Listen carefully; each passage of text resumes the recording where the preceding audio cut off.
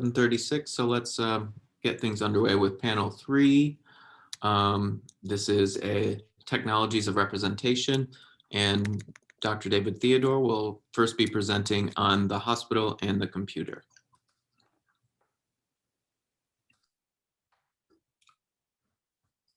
Okay. So,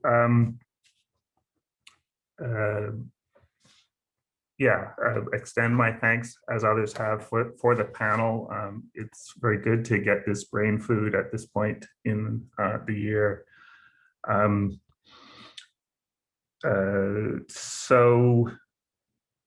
Okay. What I'm going to do is describe the evolution of hospital computing as part of the evolution of the hospital as a building type. So my strategy is to untangle some of the connections between post-war urbanism, that is the way the hospital is in the city, and the efforts of a small group of hospital reformers pushing to use the computer to design, plan, and operate the institution. So the goal of doing all of this is a little difficult to say clearly. The hospital and the computer are tangled up together, so why try to untangle them? The answer has to do with the question of whether episodes in the history of medicine help us to understand anything about architecture. I'm pretty sure that the other way around is true. That is, architecture has a lot of untapped potential to intervene, to support critical understanding of health and medicine. But medicine doesn't pay very much attention to architecture at all. So there's a lot of low-hanging fruit from that way around. So overall, I'm arguing that architecture works as an invaluable source, as evidence for how we understand what and why things happened, sometimes complementing and sometimes contradicting standard accounts in the history of health and medicine. Architecture can show us, as David alluded to earlier, it makes visible something significant about medicine and hospitals. Doesn't want to advance for me. There is, however, a third element that muddies up this clear picture. This is an image from one of the first times anyone tried to get a computer inside of a hospital. It's from the Hospital Computer Project. This is around 1963, a computer terminal in the hospital. And what it is a teletype terminal. And the reason it has that wooden box around it is because it was very noisy. So in order to have the computer in the hospital at all, you had to have it in this kind of box, because the computer didn't really fit in what the kinds of things that would be going on in the hospital. So they make a difference, but it's not always a good difference. And what difference does it make? I'm still not sure exactly what one it does, but I'm pretty sure it makes some difference. It's just that when I read the histories of computing and architecture, it's rare that what might be at stake gets the kind of attention I think it should.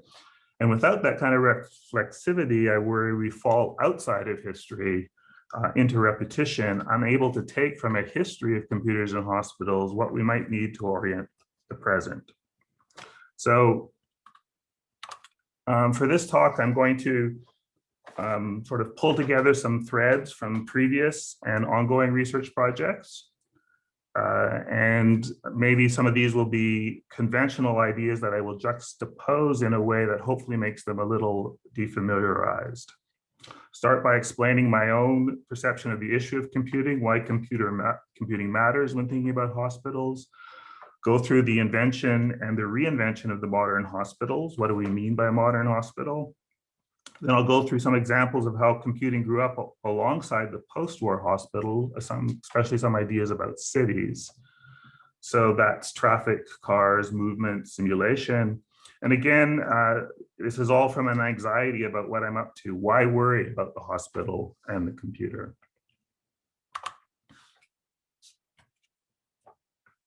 So when I started thinking about post-war hospitals, I fairly coincidentally went to a workshop on material culture at the Canada Science and Technology Museum. We had to choose an artifact, and my team chose to work with this object, photographed here by a Canadian photographer, Bob Bean. And it's a PDP-8 mini computer. So it's a mini computer compared to earlier room-sized computers. In this case, it had belonged to the Canadian Department of Fisheries, and the scientists really liked it because they could program it themselves. They didn't have to do the punch card thing where you sent it off to the mainframe and came back. They could have it right in their lab and they could do it themselves. And it's coincidental, but notice how the computer and the car goes together quite nicely. So in this material culture workshop, our team had to approach the computer quite differently from the ways that the scientists at the fisheries department had used it. We had to see it as a thing. We were not allowed to program it. We weren't allowed to turn it on, so we couldn't see all the lights flashing, and we weren't even allowed to plug it in. So this forced me to think in other ways about computers. For example, just the way that a computer simply being present in a room might make a difference. This pair of photos asks us to imagine the experience we might have had if we first encountered a computer in the hospital. That's if the first place we ever saw a computer had been in the hospital. So this is an experimental positron brain scanner, which is weird enough. But the guy sitting at the computer in a corner would have also been a very strange situation. So architects know about this problem of presence. It's that difference of if you go into an empty bedroom and there's a dog on the bed or not, or if there's a human in the bed or not, that makes a difference. And we know that that happens in architecture. The presence of a dog or a human body, or in this case, a mini computer, changes the architecture, changes the facts, and changes how we can make sense of them. So that's computers. Let me switch gears a little. I'm going to outline the 3 times in the last 200 years the modern hospital has been invented. The first one happened at the end of the 18th century. Michel Foucault popularized this as the birth of the clinic. This is the cover of an later book, Les Machines à Guérir, the healing machines. And on the cover is a plan from one of the many, many, many ideal hospitals created by doctors and architects exploring this idea. This is Antoine Petit from about 1774. Foucault and his collaborators argue that the ideal organization of the hospital modeled in significant ways the ideal organization or how a government should manage an entire population, especially an urban population. So this is a section of the same proposal. There's patient rooms on 2 sides, 4 levels on 2 sides, central dome with a chapel underneath, and the access to services shown in the back there. So key for the modern hospital, or the invention of the modern hospital for architecture, was what changed was spatial and not temporal, a new way of understanding medicine and health as space. Space here, as it often does in architecture, means many, many different things. It's a very confusing topic. And obviously Foucault's own version of it is very confusing as well. But the most important idea here is that you can understand disease not as it appears over time, which is the story of where the well person becomes sick, the sickness reaches a crisis, the crisis peaks, and the sick person then becomes well again. That's disease as time. In the 18th century, the modern hospital argues it changed to disease as spatiality. So disease could be here and not there, in the heart, but not in the stomach, in the dirty ward, but not in the clean one, or in this part of the city and not in that part of the city. So the second one happened about 100 years later. This is the invention of the modern hospital at the end of the 19th century. This is a photograph of Johns Hopkins Hospital in Baltimore from around 1890.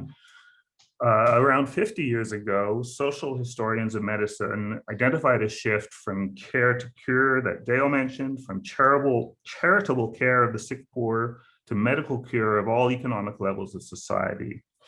So there are lots of hallmarks of this. Institutions began to have professional nursing. They had antiseptic surgery. They had modern business accounting methods. They had laboratories. They had paying patients. And above all, they had university-based medical education. This was a shot of the famous interior octagon ward, which has some of those features. This new kind of institution was distinct from the old hospitals and should be much more associated with the other urban building types associated with the Second Industrial Revolution. So those are things like parking garages and train stations that came along with the electrification of cities, with coal, with petroleum, with trains and streetlights and telegrams and radios and so on.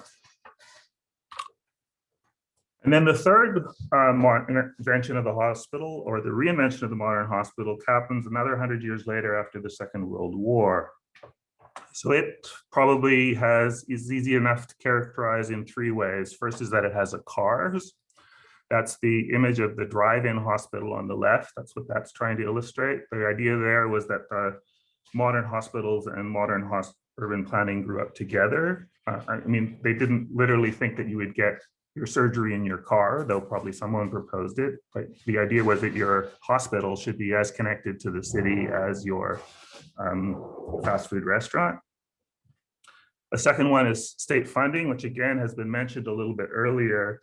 And I'm not going to go into it much today, but it's really important to realize that governments took over the funding of healthcare. And even in the United States, where the idea of for-profit healthcare has overshadowed this switch, there was an incredible switch to vast state funding of healthcare and hospitals after World War II across the West.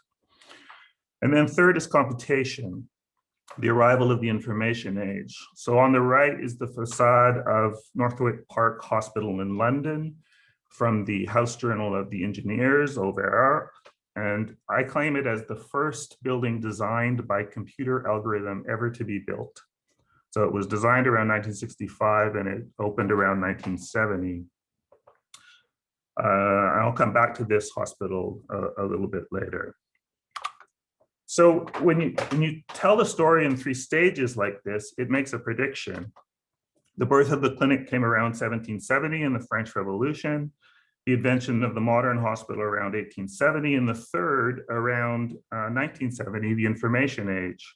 So if the world continues to transform as rapidly as it has for the past couple of centuries, we should probably have another 50 years before hospital architecture shifts again. And that third one, the one we're in now, is the arrival of computation, and I'm just going to explain that a little bit in the rest of this talk. So the way I'm going to go about that is by this slogan: automation is the content of the digital. This slogan builds on Canadian theorist Marshall McLuhan's dictum that the content of any medium is another medium. McLuhan had in mind the way newspapers become the content of radio, and in turn, radio becomes the content of television, and so on. I'm not being fair to the complexity of McLuhan's thought here, but all I need to take from it is the idea that one reason computing was so readily taken up after World War II was that a set of practices were already around that could become the content of computation. Computers were a new medium. The content of computing was automation. The example I'm chosen is from hospital planning consultant Gordon Friesen. He died in 1992. Best known for a remarkably cogent set of ideas about how to design, construct, and manage the hospital based on automation and Fortis production line workflows. His biggest and most radical hospital is this one, University of Cologne Medical Center in Germany. And this is the construction of the drive-in hospital that I showed just a moment ago. So it was designed around 1965. Friesen was a consultant. He was not an architect. He worked in diagrams, not plans. And he really wanted the efficiency of the automated assembly line to dictate how hospitals were organized. This is one of his famous diagrams showing how a materials supply system could work from a British publication, 1962 or so. The details aren't important. Please don't try to figure out this diagram. It's the idea that the relationships in the hospital can be diagrammed and therefore automated and therefore become available for computation. So monorail, hot idea for hot food service. This is 1967. He had this idea that if you could get good food on an airplane, why can't you get good food in a hospital bed? And this is his idea of how you would do it. So I'm just going to walk you through the kind of cartoon show here, showing how the automation idea would work. So transfer automats automatically convey food through a heat zone at predetermined speeds, drop it into hoppers. So this is in the basement of the hospital. Typically, he imagined a central supply area that was usually in an underground level. A computer places boxes of frozen food, remembers the positions and dates of placement, and keeps an inventory. That's the computer in the back on the right. Mechanical stock boy selects boxes required for one meal. Loaded carts are automatically hoisted to monorail system. So we're still in the basement. The carts go on this monorail, and then they go up elevators to the patient floors. Carrier box arrives at galley, slides from cart into cooled compartment on the patient floor, and at mealtime, frozen food is placed in microwave oven and end cooked. So hospital activities as food services were already automated. That meant there was something to compute, or to put this another way, it seemed obvious that the computer could make hospitals better. So that's the basic idea of automation as the content of the digital. I've been working on another example with another colleague at McGill, Theodora Varduli. This example explores how nurses' labor became the data for the first computer planning programs, the first CAD programs, often called traffic planning or space allocation algorithms. Sometimes people don't know about string diagrams. The same thing of following nurses' labor and keeping track of it happened in that 1770 hospital, and it happened in the 1870 hospital, and here it is happening again in the 1960s. To make this diagram, what you do is you get a piece of cork, you put a plan of the ward on it, you stick a pin in each room, and then you hire someone, usually an undergraduate, to literally follow the nurse around with a piece of string. And at the end of doing that, you get this diagram, and you can actually measure the length of string and see how far the nurse has walked during the day. So the specific problem here is you can see by that mess of string in the corridor, where the nurse seems to be spending more time in the corridor than she was at any of the beds helping the patients. That seemed to be the problem revealed by the string diagrams.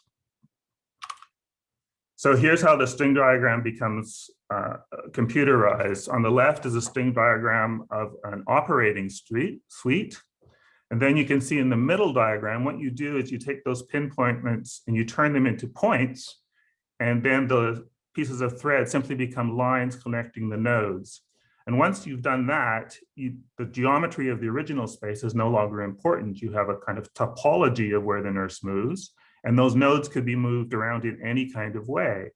And once you do that, if you can get the computer to pump out millions and millions and millions of possible floor plans and have an algorithm based on things like the matrices that you see on the far right into what might be the optimum program.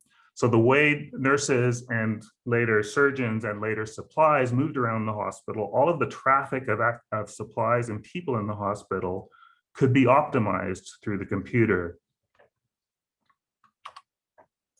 So then it's not a long leap from nursing traffic to city traffic. This is a kind of famous diagram from the Regional Plan Association, Urban Design Manhattan from 1968, where they were just trying to imagine, speculating about how the city's transportation systems might fit into towers in Manhattan.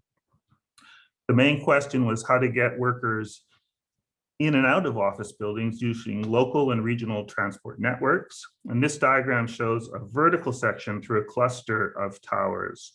Blue at the bottom is the public transportation, and the red is the vertical transportation.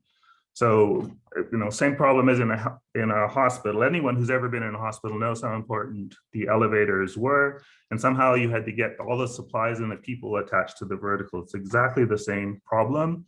And like in the hospital, that key area is at grade. It's maybe easier to see here. So a specific urban situation could be extracted into this tree diagram. Again, you have to get people from cars and public transport into their work offices inside of tall buildings. There's no explicit decoration, but there's not even functionalism, right? It's the schematics of efficiency. Traffic and movement must be optimized. So this tree diagram comes up in hospital design. This is the lattice diagram created by British hospital architect John Weeks when planning healthcare centers in North America. He made it around 1970. That's at the same moment that his office, Llewellyn Davis Weeks, was designing the influential new town of Milton Keynes near London in England. I'll show that project in a second. I just want to explain what's going on here in the lattice diagram. And it's a diagram again, not a plan, but it shows how everything in the hospital, patients, nurses, doctors, visitors, materials, supplies, food, laundry, and communications, paging systems, telephones, computer files, services, staff, people, everything needs to be coordinated in a kind of 3D lattice movement through the hospital. Just like the traffic in the city. And these ideas were pervasive in hospital planning and design. This is the cover of a report. There's a lot of reports on this project. It's the Tufts, proposed health center for Tufts University that would have been in downtown Boston near Chinatown. And it was a very, very, never built, but very, very influential planning study. Many lasting ideas about hospitals and their communities came out of this.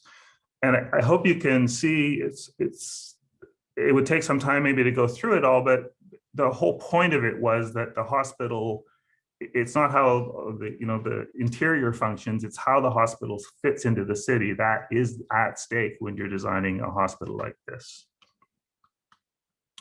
And this is again is that tree diagram idea or the lattice diagram about how do you connect such a hospital to the city. Ground level is key. People from subway and so on are below level. You need to bring them up from parking, and then you need a similar kind of system to connect the levels above. But it's the exact same thing for the hospital as it is for the overall city.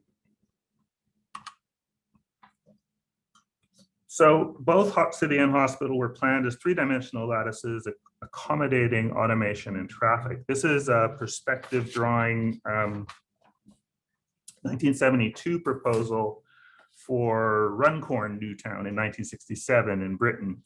It's an example historian Jonathan Hughes uses to show how urban planning separated car and pedestrian traffic and encouraged automated devices such as those escalators you can see on the left so that people could move around in the 3D lattice.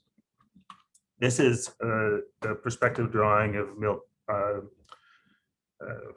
Milton Keynes, the new town that Llewellyn Davis Weeks were working on when they were hired to plan health sciences centers. So the same architects who were doing this kind of planning for the cities were doing important planning for hospitals.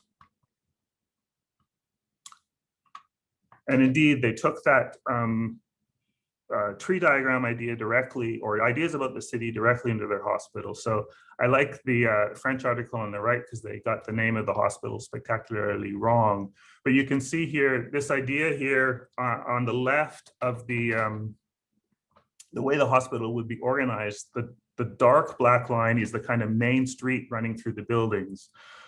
This is the very model for the hospital in Norway that Julie showed earlier. And the idea is there that if you take that idea of a main street where you can build a new building or take away a building without destroying the overall hospital, that was the exact idea about how the hospital would be formed. And so this is a picture of it under construction where you can see those ramps once again and that separation of people into levels. So now I can come back after all of that to the superposition of the hospital and the computer mediated by the city. So Northwick Park Hospital is the first of its kind in Britain. It had clinical functions as a research function. And as I mentioned, it's also the first parametric design. This is the first parametric design in architecture. It happened to be a hospital, and this is what they looked like. What I mean by parametrically, initially they had a series of concrete mullions that had a bunch of parameters attached to them, sun shading and so on. In the end, they only used one parameter, which was structure. So these are exterior structural mullions. And the engineers developed an algorithm based on the loads and simply placed the mullions where needed. The architect claimed that he did not intervene to compose the facade at all. It's just a computer that designed it. So this photograph shows the hospital under construction, 1969. You can see the architectural manifestation of that main street on the left. It's the tube raised on columns in the center of the image. And the street is actually multi-level with staff and service vehicles using the lower levels and patients and visitors on the upper level. So that's it. I hope you can read this now as a literal image of the hospital and the computer, the overlap of a hospital reform dedicated to connecting hospital and city, and another dedicated to connecting hospital and computer. They intertwine and intersect. They also occlude and hide each other. But I'm hoping that architecture can show us, can make visible something significant about the hospital and the computer. Or to put it another way, if we want to achieve that new hospital in the next 50 years, we might have to not just change how we design hospitals, but what we do with cities and with computing. Wonderful. Thank you very much, Dr. Theodore. Now, for our final presentation of the symposium, we have Dr. Jennifer Wallace, who will be presenting. I should like to have a copy of that narrative, The Patient, the Archive, and the Historian. Thanks, Jacob. And like everyone else, just echoing, thanks for inviting me to this wonderful symposium. This has been a real treat for my Friday afternoon, your Friday morning. So hopefully you can see my slides there. So the records that I'm going to talk about today come from the West Riding Lunatic Asylum, which was located in the north of England. And this was actually one of the very first of the large state asylums to be set up in Britain in 1818, and also one of the last to close in 1995 during that wave of deinstitutionalisation. This was the case study for my PhD on how the body was understood in late 19th century psychiatry. So this is a time when doctors were increasingly looking for a physical explanation for mental disease, as they termed it at the time. And the West Riding was a real centre of scientific research. I was going to sketch out a brief plan of this talk just now, but in writing it, like the case books that I'm going to talk about, it's evolved from being relatively structured to more unstructured. So I'm just going to hope that it makes sense and that we end up in a useful place. So first, some very brief context. In Britain, in the first half of the 19th century, there was a real wave of legislation that governed asylums. First, encouraging local authorities to build asylums, and then compelling them to do so. So before this, asylum provision tended to be in the hands of private individuals or families who owned kind of asylums that were more the size of a residential house. But in 1845, the Lunacy Act forced all local authorities to build an asylum. And it also implemented an inspection regime called the Commissioners in Lunacy.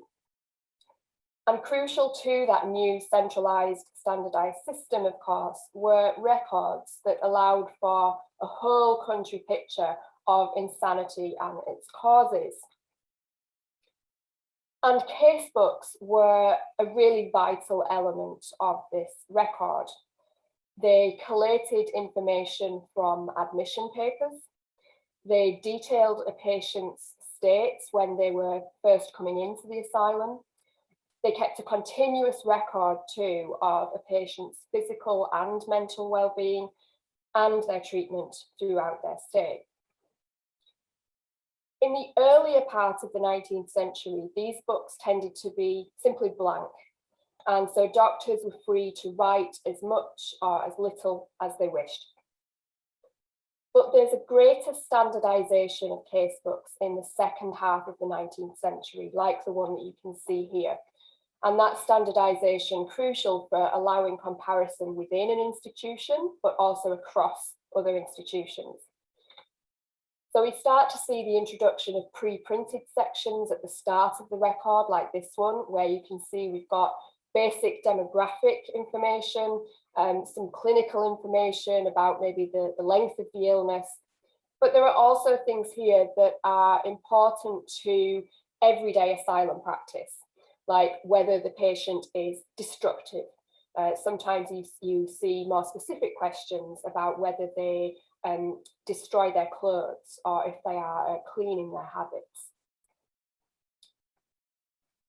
And so when I started to read around the literature on paper technologies like notebooks or printed forms, the word that frequently cropped up was mundane. And the medical record is described as a mundane technology, the paper form as a mundane scientific technique. And when we look up dictionary definitions of the mundane, we find things like very ordinary, lacking interest or excitement, practical. But at the same time, the mundane, when used to denote the earthly as opposed to the spiritual realm, seems to have much broader potential to me, because it's defined as being something of, relating to, or characteristic of the world. That tension between bureaucratic mundanity, the messiness of the outside world, and the difficulty of capturing interior mental lives is really encapsulated in the casebooks, where reason and unreason and reality and fantasy coexist. How did you code or how did you classify a patient's belief that, for example, he is Jesus Christ and that he became so by intervening between God and the Queen? And how to navigate these sources to make sense of them 150 years later. The asylum casebooks are huge volumes, and you kind of stagger to the archive search room table with them. They contain intimate details for hundreds of patients, most of those records organized in the same way. So there is a sameness about the representations in these records, but at the same time, I think a compelling richness of detail. And so perhaps due to the promise of these formulaic records, the sense that because they were apparently uniform, they could reveal patterns, I started my research by compiling information from admission paperwork in combination with the casebooks. When I had amassed data for about 2,000 patients admitted between 1880 and 1900, the spreadsheets that I was left with didn't seem to tell me much at all. There was nothing particularly revelatory or new here. But I guess to some extent, I'd also started to feel uncomfortable about the exercise in charting diagnoses and demographics. What was I doing but replicating the 19th century mania for statistics, what Ian Hacking has called the avalanche of numbers, re-diagnosing and recategorizing patients in this kind of endless classification exercise. My focus started to shift a little as I started to look at casebooks' less formulaic contents, like photographs and other items that were contained inside them. In a lot of the scholarly work about official records like these, which are clearly designed to make the administrative work of large institutions easier, there is a sense that doctors were somehow, and I use this phrase from Arlette Farge's work, imprisoned by their own devices. The casebook and the forms that were pasted into it were not necessarily intended to be read. Rather, their contents were to be used to track progress or decline, to make comparisons, to use for publications, to use for teaching, and also, of course, to be checked by those inspectors. The structure of the casebook, the questions that were asked, the blanks to be filled in, were intended to guide and constrain, to gather responses and data that you could compare across a large body of patients. And so the paper identities that emerge from this were really shaped by standardizing, and so we might say reductive, classificatory impulses. Yet, the lives and experiences of patients, as well as the speculations of doctors, I found, stubbornly refused to be constrained. Information spills over boundaries, it goes beyond the usual 2 or 3 pages that we dedicated to each patient, so that when I found myself following a patient record from beginning to end, it sometimes became a chase through multiple books and pages, as writers wrote things like turn to page 200 in volume 10. Institutions also implemented their own systems, like ending the admission section with this section that you see here that set out the diagnosis, the likely cause, prognosis, and treatment. But casebooks, despite the institutions and perhaps the inspector's best intentions, could be really difficult to use.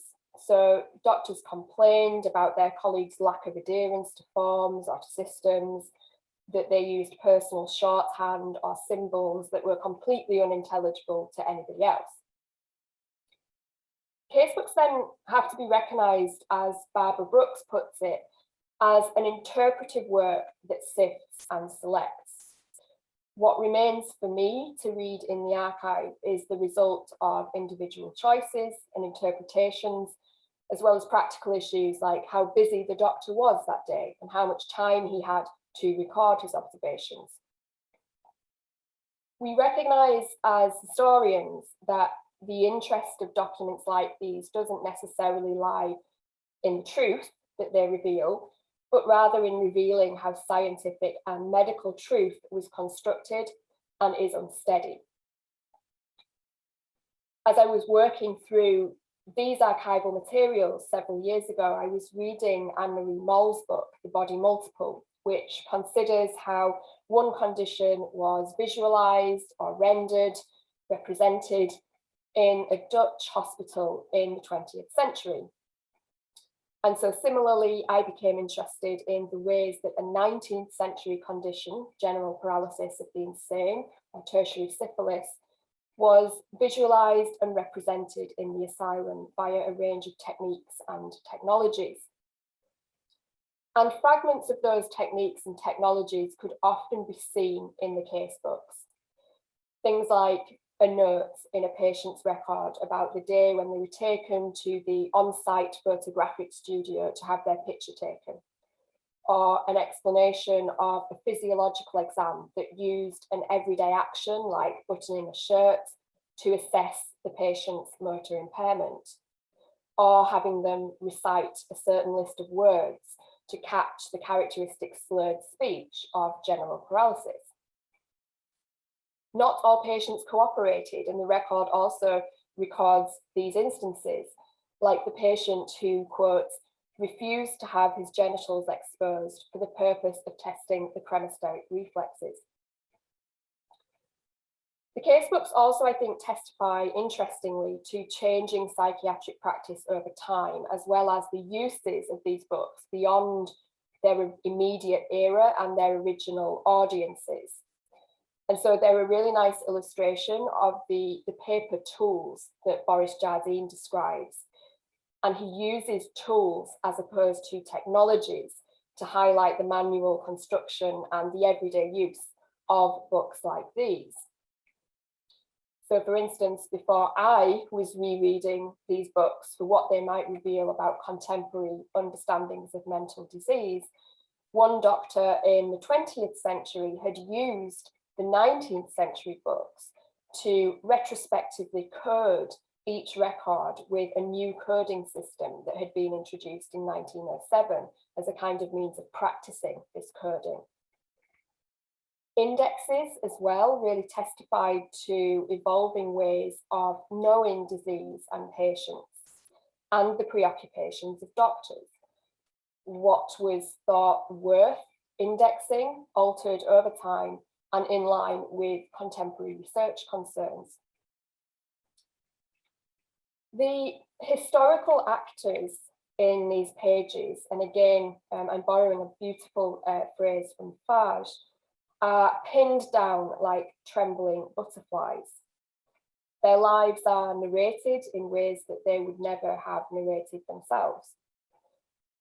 But in some cases, patients wrote themselves into the record in quite literal ways.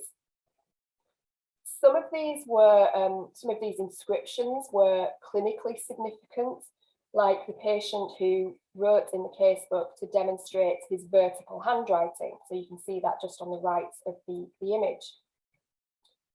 Similarly, a 20-year-old porter who was admitted to the asylum gave visual representation of his experience, where the casebook had noted that he had told the doctor about a little black thing that came out of his mouth, and he drew the object in the casebook.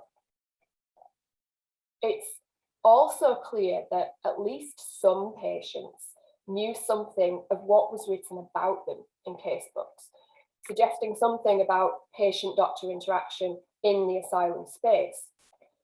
So one patient was reported to have said that he would like to have a copy of that narrative of Dr. Lewis framed and hung up in my room. In between the pages of the casebook as well, and again illustrating their inability to contain everything within their formulaic structure, there were letters written by patients and also drawings. So I turned the page one day of one casebook to find this rather beautiful stained glass window design drawn by a patient. And I think one of those moments where I also felt quite pinned to the page and quite fascinated. The place where we come closest to the patient, it's often suggested, is via the photograph. And the representational capacity of photographs would be a whole other paper in itself. But suffice to say, I think it's where patients can seem to be both most present and also most visibly constrained. Constrained by the framing of the picture, by asylum uniforms, and sometimes, like this case, by the hands of attendants. A bit like the casebooks that they were contained within, the photographs were really a vital element of the asylum bureaucracy. They were a means of identifying patients if they escaped. They were useful for identifying patients for doctors within a huge institution. They were, to some contemporaries, proof of the visible physiognomic manifestations of mental illness. They were a portable piece of evidence that you could post to colleagues and share. And even for some, a therapeutic tool that could be shown to the patient and somehow shock them back into sanity. The use and the reuse of the photograph in historical work, and particularly historical medical photographs, is something that I think has only recently begun to receive serious historical attention. The photograph was very much celebrated by Victorian users as capturing the world as it really was. And I think to some degree it still tricks us into thinking that these are somehow truer representations than the casebook notes that they accompany. So here are the doctor's notes in the casebook, but here in front of us is the patient. One of the asylum patients in my sample was photographed in 1895 on account of his very severe psoriasis all over his body. He was photographed nude, side onto the camera. He looks very directly into the camera, and he's in front of a canvas studio backdrop. And so for me, the photograph really demonstrated the role of photography as a mode of representation in the asylum, but also the increasing medical interest in skin conditions. I was free with the archive's permission to reproduce that photograph in my work because it was about 120 years old. And I did reproduce it in my book, along with an explanation of my decision to do so. But I think were I to do that book now, I probably wouldn't use the photograph. And this could be, this has been whole other papers. But on the one hand, we might argue that patients are over time somehow liberated from the outdated representations of themselves that were set down in medical casebooks. On the other, I think we have to recognise that our representation of the image dislocates it from its original context and imposes new meanings on it. Dealing with these visual pieces, using them in publications and even in using them in talks like this one, I am also dealing in those representations. And this is a situation that Jane Nicholas, writing about freak show photography, articulates really well, I think. She handles a photograph of two children from an early 20th century American sideshow whose skin condition had led to them being billed as the elephant-skinned boys. And she writes, "I hold in my hands evidence of exploited bodies that implicates me in the legacies of inequality and vulnerability." So Nicholas highlights how the historian almost carries something of the archive out into the world with her in her own representations, and in doing so bears some responsibility for that. The patient photograph that I described but didn't show, though it does clearly illustrate quite nicely some contemporary aspects of asylum practice, is typical of what Jardine has called the flickering reality of paper, which is capable of really morphing into something else when you look at it in a different light.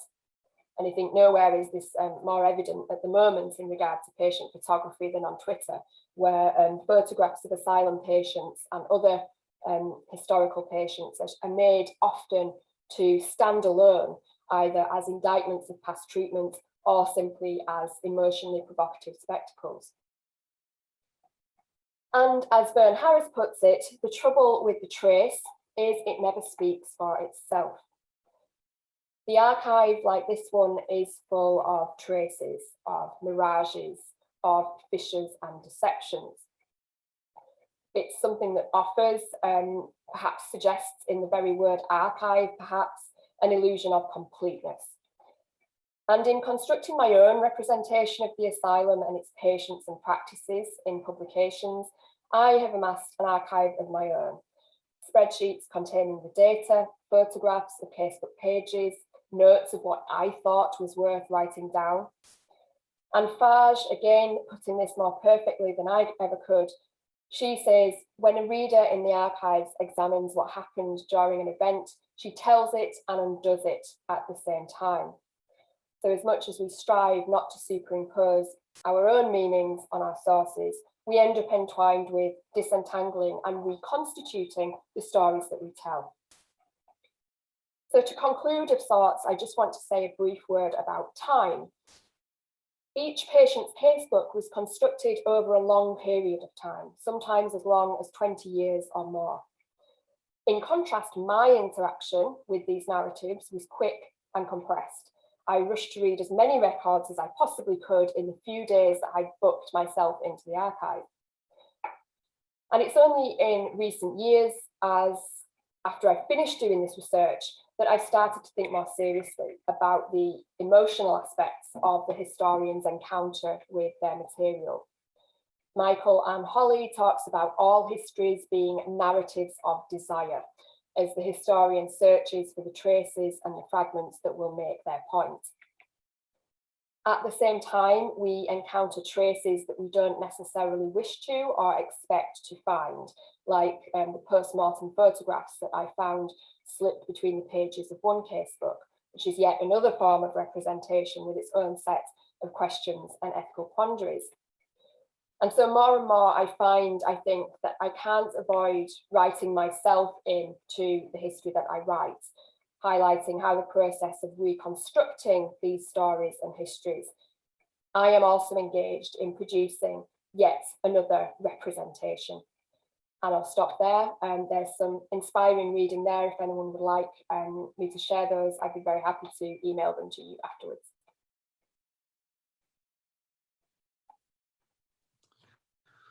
Wonderful. Thank you so much, Jennifer and David, for those great talks. Really fascinating and gave me a lot to think about. I'm going to try to articulate a question that brings them together as best I can.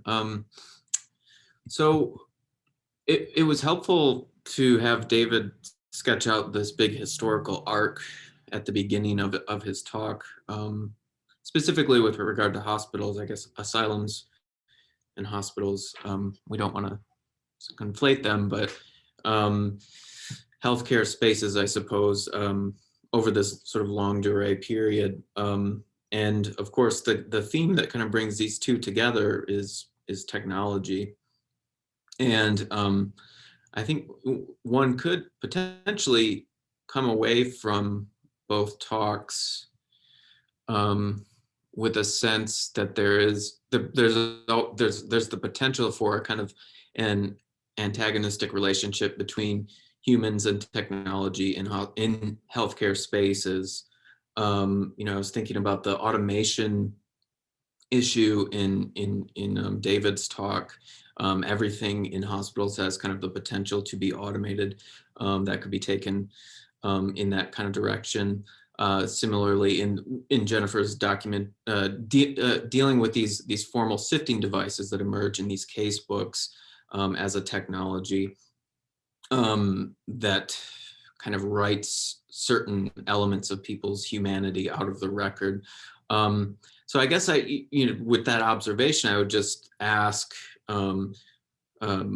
what is the kind of response to someone taking something like that away from your talks, and how do you kind of reframe things, maybe in a more interesting or productive way?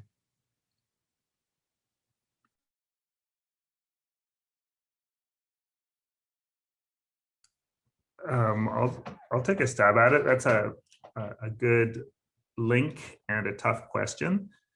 I think I could answer in one way would be that one of my characters, Gordon Friesen, thought that you did all of that exactly to free up the nurse to be with the patient at the bedside. That was the whole reason that you wanted everything automated, so the nurse didn't have to spend a single moment not caring for the patient, and that's what the nurse could do best, was care. So ironically, the total technologization of the system was to make it more humane. Whether you believe him or not is another thing, but that was the argument. Yeah, I think there's a similar thing going on in these records as well, where despite the very formulaic nature of kind of often one-word answers as well, and it's interesting that these change when you get to the 20th century.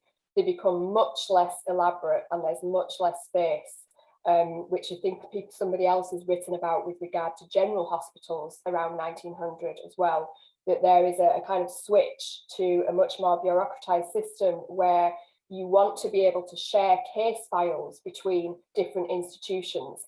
And so these big case books cease to exist in the same way, and they actually cease. And there's a real weird irony that you get the person is given an individual case file instead of being a few pages in a book, but that actually tends to lead to less elaborate detail about their history, because some of the things to be filled in these case books were actually quite deep, taking an account of their history of their illness from a family member, for instance. And I think for me, what comes out of the case books particularly is that despite the fact they are, I love your phrase, like a sifting device and a way of classifying patients into the system and integrating them, they also have these lovely glimpses of human interaction in them as well, where you can see a conversation between a doctor and a patient, or a conversation between a patient and a family member. Great. Does anyone have questions? Please feel free to chime in. I do have a question. So thank you both for those talks. Jennifer, one point that really stuck out to me was your sort of, epistemological meditation on, how we know what we know from these documents. And you talk about how the standardization efforts weren't quite enough to capture the complexity of these cases. They spilled out, left and right. And so I was wondering, David, if the folks that you're writing about, if they ever had a similar sort of recognition that, there are limitations to the technologies of mappability in these hospitals, like maybe these computers can't actually optimize the space the way that, human beings could with, their particular ways of understanding space. Is there a connection there between these two talks? Well, this is a question that Julie should really answer, because the answer is yes, they still believe that it's possible, and we're still working away at doing it. I think it's just the nature of medical optimism, let's call it, that it will eventually be able to be done. And there's lots of things in medicine that it turns out if you treat it more like a factory, it's better. It's better to do, certain kinds of eye surgery on the factory system than it is to treat every person individually as a whole human being. It's safer, just straightforwardly safer. If I were to do my talk again, having heard Jennifer's, I would, though, include the part about the medical record. So one of the first things I wanted to do, of course, was make a medical record. And that had to do with some of the things that you were talking about a hospital system. So if somebody gets transferred within the system, you'd have this medical record that would follow them around. And yes, one of the problems is that doctors didn't want to be bothered writing, and they have bad handwriting, and they certainly didn't want to be typing. That was women's work. And then, of course, there's a lot you can't automate about a patient interaction, sorry. And so in the system, there was usually a place where a human being could go into the algorithm and actually, kind of fix the record or add whatever information was necessary.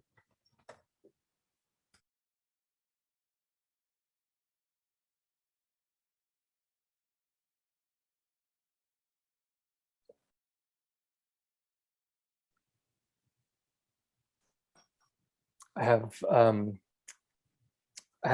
a bunch of remarks and questions. I mean, one thing strikes me, and that connect to one. Sorry, let me interrupt myself. Long day. To zoom out, I think one way to recover these people's voices would be to refrain from using the word "the patient," which, I have to be honest, is a little startling to hear moving through so many papers today. It's not a in the worlds that I move through academically, it's generally a word that people avoid. So I think that's central to recovering these individuals that I think much of this work is trying to recover.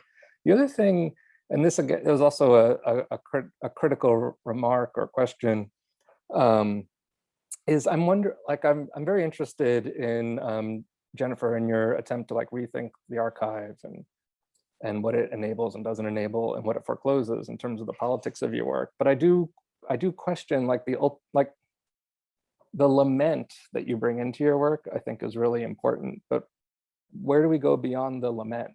How do you, I realize you're making us aware that this man is held in this frame, which is very startling. And the way these people are described, in ways that almost seem cruel, really, right? The way they become medicalized in very significant ways. But how can, I'm wondering what you can do in response to those things besides point these things out, right?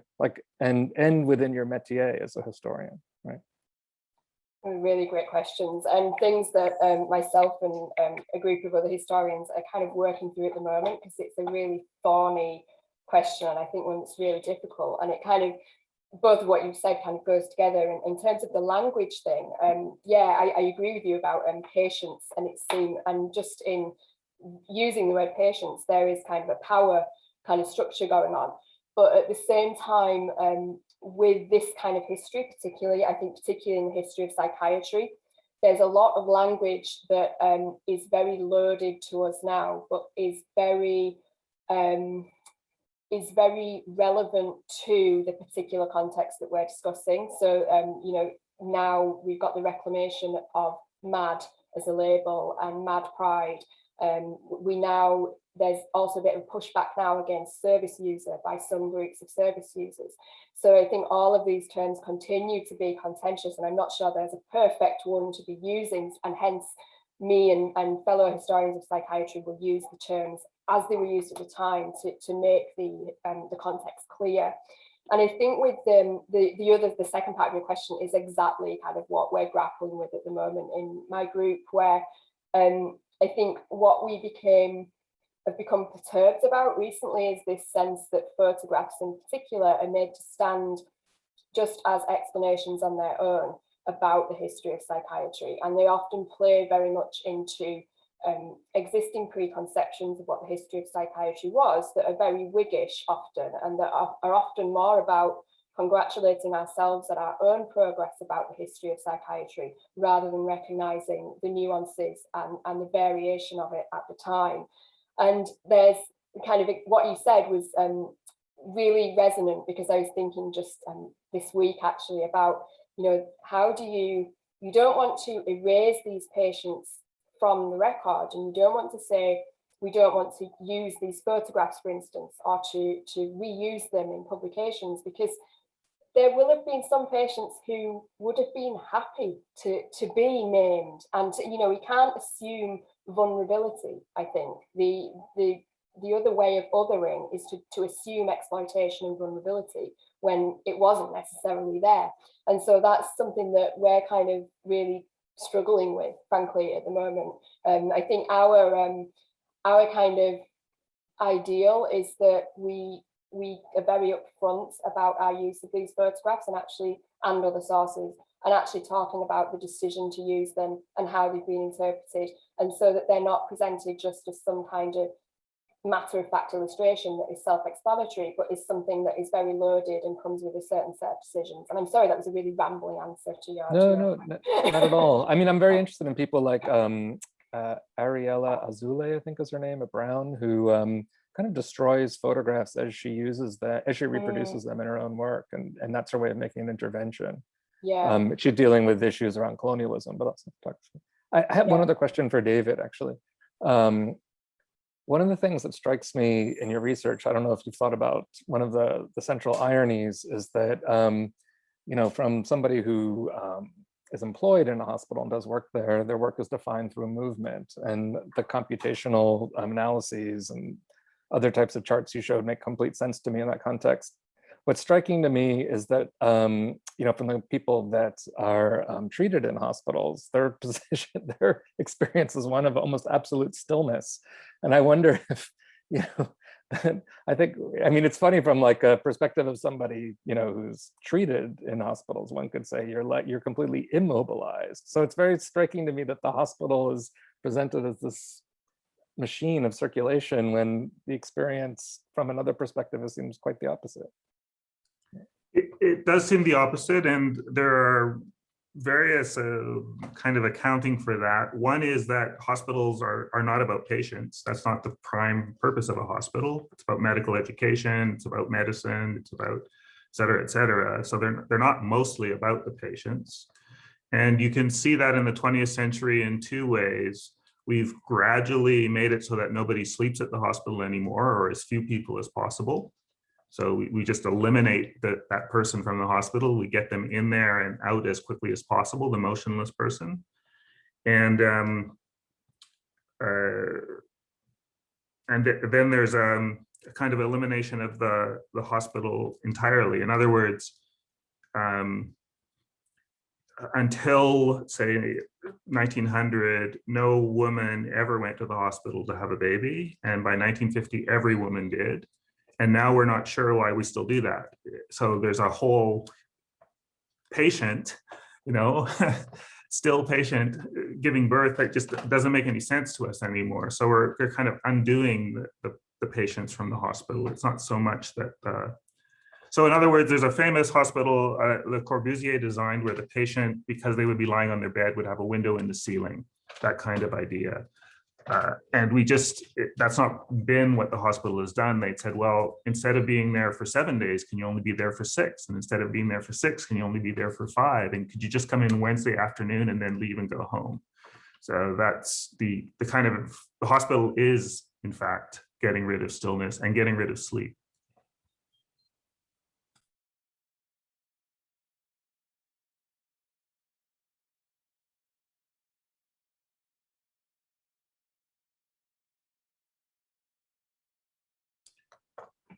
And one quick follow-up. The other thing about hospitals, like much technology, is a lot of the technology in the hospital is wheels, right? So if you start thinking about all the wheels in a hospital, even if you are supposedly immobile, you're still in motion because you're on this stretcher or in this chair being wheeled around.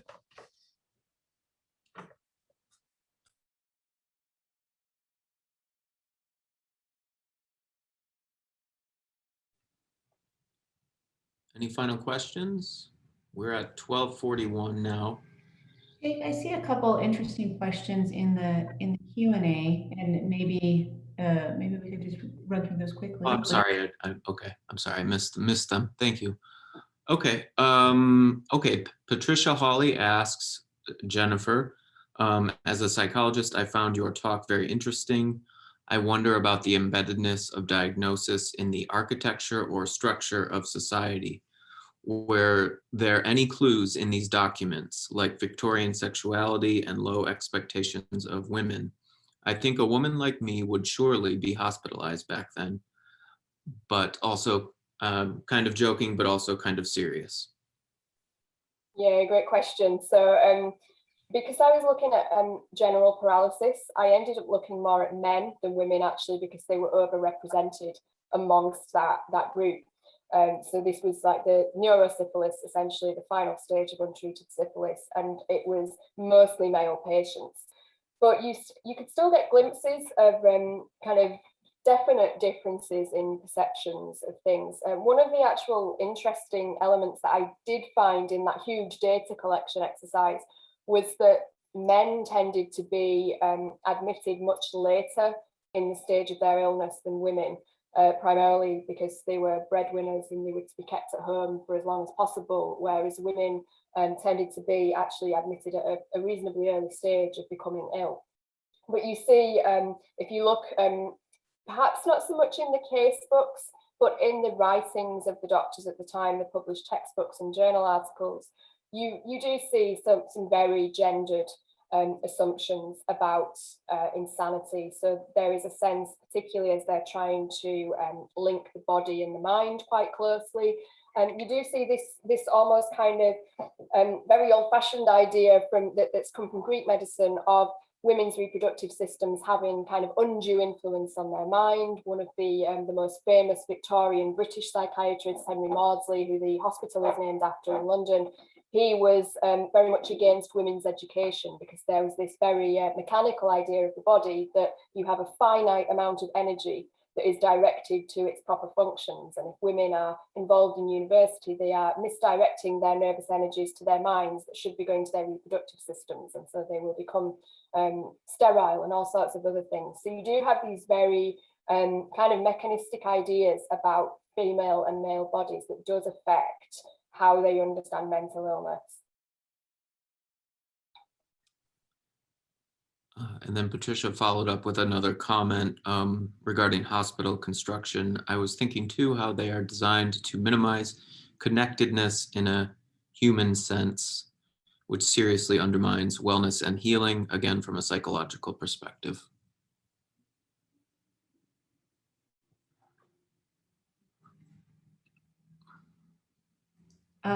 Whether this is addressed to me or Professor Theodore, yeah, that's definitely a problem. That's kind of well known and related. There is more and more discussion about the non-biomedical facets of disease as they arise from society. So there's much more discussion of the social determinants of health, even like in architecture firms. That used to really not be a discussion. And it more and more is. So there's a more sort of holistic approach to disease. And what's going to be interesting to me is how architecture comes to terms with that.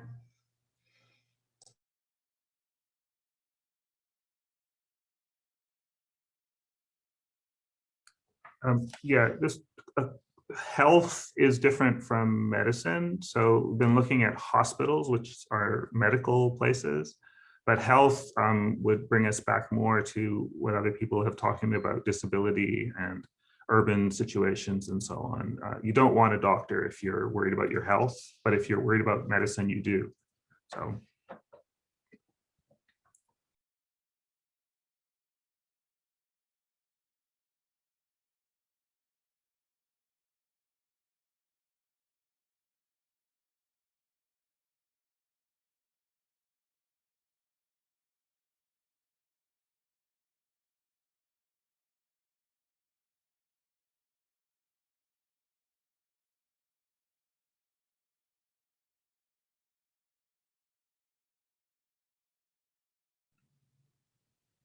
Okay, it seems like maybe there are no other questions, so I think we can probably wrap things up. Thanks very much to Julie for I'm sorry, Dora now has a question. It's not a question, it's just another thank you that I want to add. I want to thank the panelists on behalf of the College of Architecture for bringing this stimulating discussion, and for our own Julie Zug for organizing and leading this. It's been a wonderful morning for us, and I've learned an awful lot, and I want to thank everybody. Yes, let me just repeat those comments. Thank you, Julie. It's been a very stimulating morning. And thanks to all of the people who participated. It's very, very much appreciated. So thank you.